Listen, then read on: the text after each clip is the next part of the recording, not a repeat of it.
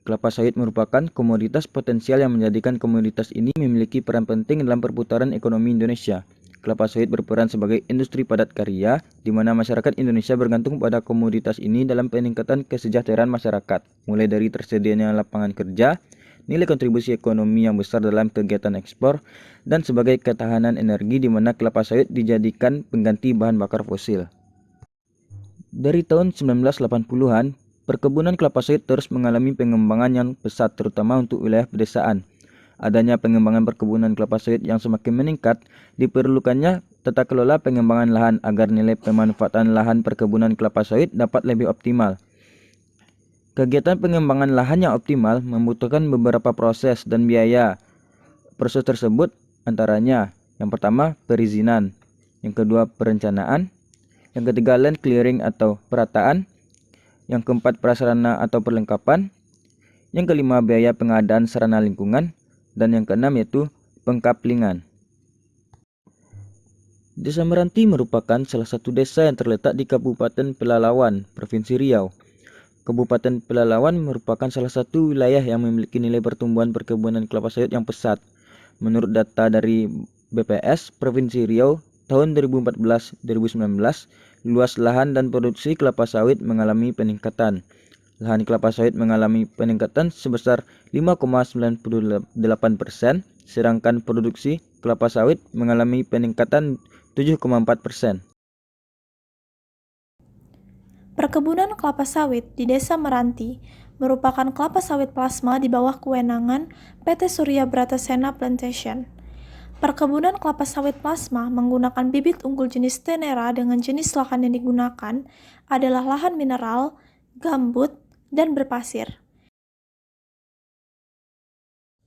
Berdasarkan data tersebut, pengembangan lahan perkebunan kelapa sawit di Desa Meranti menguntungkan untuk masyarakat setempat, di mana setiap petani kelapa sawit tersebut mendapatkan keuntungan sebesar Rp2.259.161 per hektar per bulan.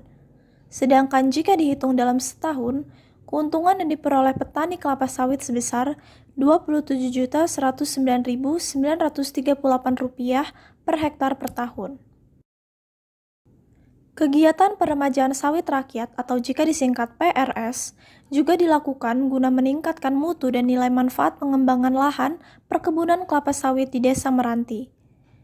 Kegiatan ini dilakukan dengan menggunakan bibit unggul yang menjadi persyaratan pemenuhan sertifikat International Sustainable Palm Oil atau jika disingkat ISPO. Perkebunan kelapa sawit di Desa Meranti melakukan PRS melalui 3 alternatif model, di antaranya tanam ulang total atau TUT, tanam ulang bertahap atau TUB, dan tanam ulang intercropping. Setiap model alternatif PRS tersebut memiliki kekurangan dan kelebihannya terhadap waktu produksi kelapa sawit. Berdasarkan penelitian yang dilakukan oleh peneliti sebelumnya, model tanam ulang bertahap TUB atau underplanting menghasilkan nilai NPV, Net BC, dan IRR tertinggi dibandingkan kedua model lainnya. Hal ini membuktikan bahwa model tanam ulang bertahap adalah model replanting yang paling efektif.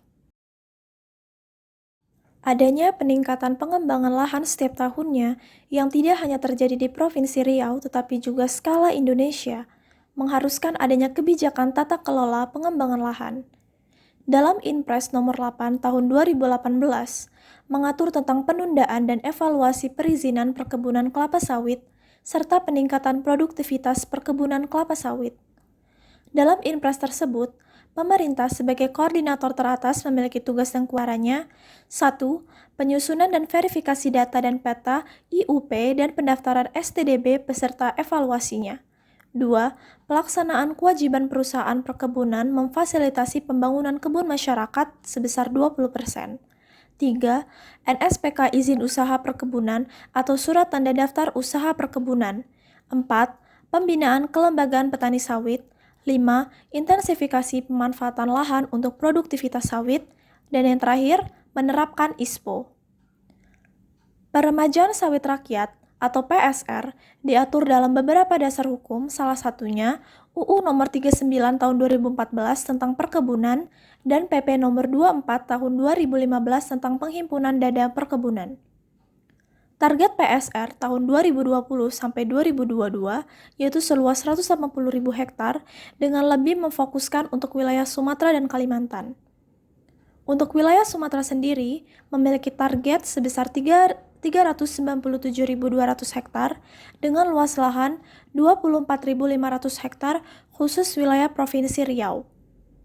Implikasi kebijakan pengembangan lahan dan PSR ini diharapkan dapat terus mendukung perkebunan kelapa sawit yang berkelanjutan dengan meningkatnya nilai dan mutu pengembangan lahan kelapa sawit di Desa Meranti dan juga akan berdampak pada peningkatan kesejahteraan masyarakat Desa Meranti.